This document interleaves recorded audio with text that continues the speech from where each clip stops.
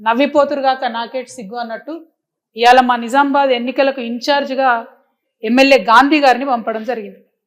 మరి గాంధీ గారు ఎవరు అంటే బీఆర్ఎస్ పార్టీ కోటాలో ఆయనకు పిఎస్సి చైర్మన్ వచ్చింది. ఆయన బీఆర్ఎస్ ఎమ్మెల్యేగా పిఎస్సి చైర్మన్ వచ్చింది. ఈ బీఆర్ఎస్ ఎమ్మెల్యేకు స్పీకర్ గారు క్లీన్ చీట్ ఇచ్చిండ్రు. ఈయన పార్టీ మారలేదు, ఈయన బీఆర్ఎస్ ఎమ్మెల్యేని అని క్లీన్ చీట్ ఇచ్చారు. మరి ఈయన బీఆర్ఎస్ ఎమ్మెల్యే అయితే నిజామాబాద్ కాంగ్రెస్ పార్టీ ఎన్నికల ఇన్ఛార్జ్గా ఎట్లా వస్తాడు? దానికి బాజాప్తా గాంధీ భవన్ నుంచే మీరు ఇలా లెటర్ ఇచ్చి పంపించారు.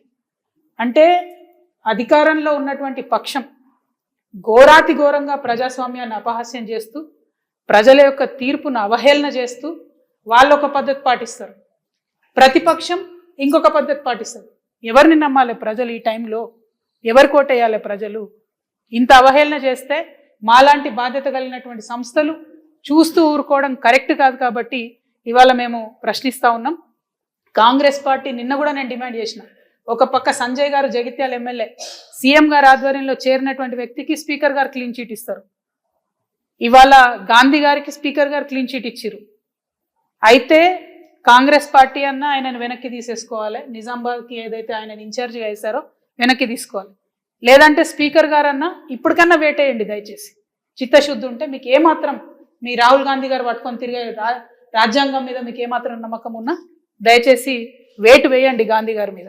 మీరు ఈ రెండు చేయకుండా ప్రజల్ని మోసం చేస్తే మాత్రం తెలంగాణ ప్రజలకు మెమరీ పవర్ చాలా ఎక్కువ ఉంటుంది, ఖచ్చితంగా గుర్తుపెట్టుకుంటారు. సమయం సందర్భం వచ్చినప్పుడు కాంగ్రెస్ పార్టీని బీఆర్ఎస్ పార్టీని రెండు కూడా కర్రుగాల్చి వాత పెడతారన్న విషయాన్ని ఈ సందర్భంగా తెలియజేస్తా ఉన్నాం.